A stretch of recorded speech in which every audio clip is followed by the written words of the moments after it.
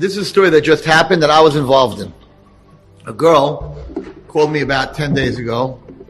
She's not feeling, a girl that I deal with, that I know very well, that she's very worried, she's not feeling well, and her whole body is full of black and blue marks. No one hit her or anything, she's just breaking out with black and blue marks and she doesn't feel well. I said, I didn't want to tell her that that's a sign of leukemia, a blood cancer, a very big sign of it when you have breakout in black and blue marks.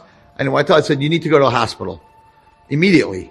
So she went to a hospital, not a big hospital, and her bloods came back.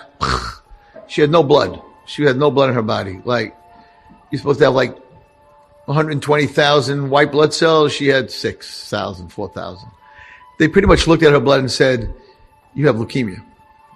Kidneys weren't working well. Everything was wrong. And they said, you have leukemia. You're going to have to take chemo. We have to send you whatever it is. I said, listen, it's a small hospital. Go to Columbia. Let's go to the best. And let's go to big doctors and let's see what they have to say. And now this is a girl that is a cutter, always tells me, I just want to die. If Hashem didn't, if it wasn't an Avera to die, I would kill myself right away. I don't want to live.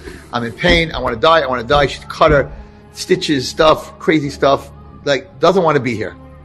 She calls me. They said it's leukemia. It's Red Wallenstein. I don't want to die. Crying. I don't want to die. I just said that always. But if I have leukemia, I'm going to die. Rabbi, do something. I'm like, I thought you wanted to die. So Hashem, maybe you daven to Hashem, he listened to you. No, that was just, I just talk like that. Do something, call a rabbi, do something. I was like, okay, let's go to Columbia. Let's see what happens. She goes to Columbia. They take the first blood test. They're like, 95% you have leukemia. And you have very bad leukemia because it doesn't usually have black and blue marks so fast. 95%. No, there's always 5% that we're wrong, whatever. Okay? We're going to do a special blood test tomorrow. She says, can you call someone in Israel? Can you do something? I really don't want to die. She's crying the whole time on the phone. I'm like, okay, you're not going to die. Hashem can do miracles. Don't get so nervous. Easy for me to say.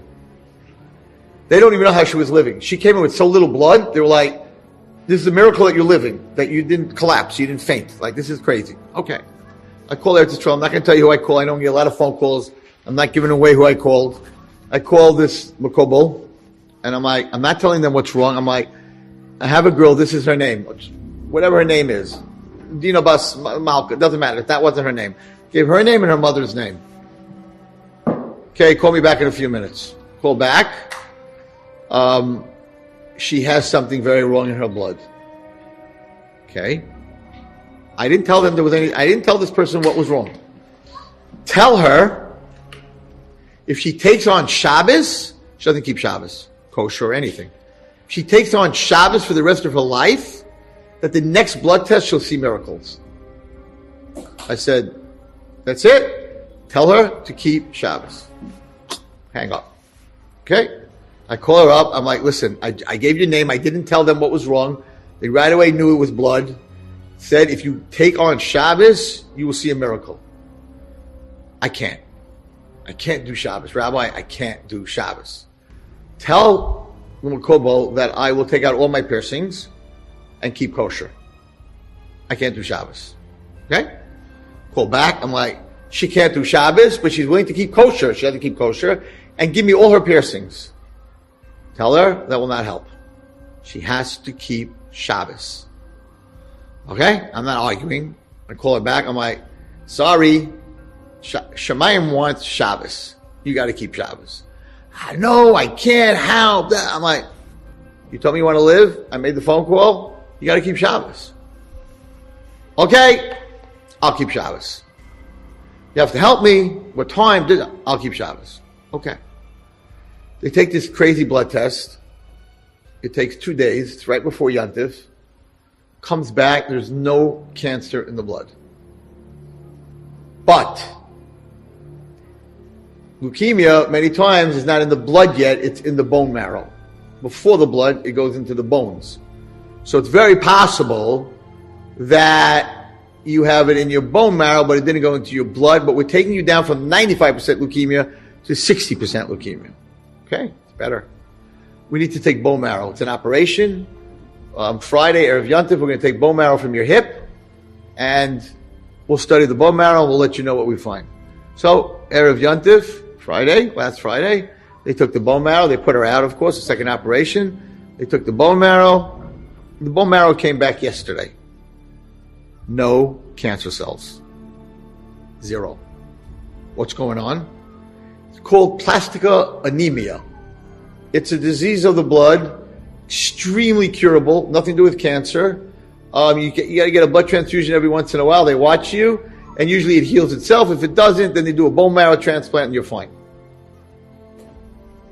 I said, Shabbos.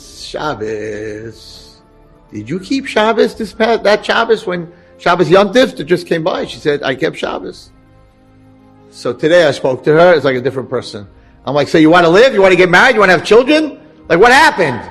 She goes, I don't want to die, Rabbi. I cannot thank you enough. I said, don't thank me, but don't mess Shabbos up. That was a warning. She is home. She's not in the hospital anymore. They said, you got to come every week, 2 weeks, and just test your blood to make sure everything's okay. But the biggest doctor said 95% leukemia. This is not a story I read in the Mishpacha, in the Bina. Someone told me. I'm telling you the story. The story's from me. I was the guy that made the phone call to Eretz Yisrael. And I asked her this morning, I said, I'm going to seminary. Could I not mention your name, not mention where you're from and all that? Can I tell them the story? And she's like, 100%.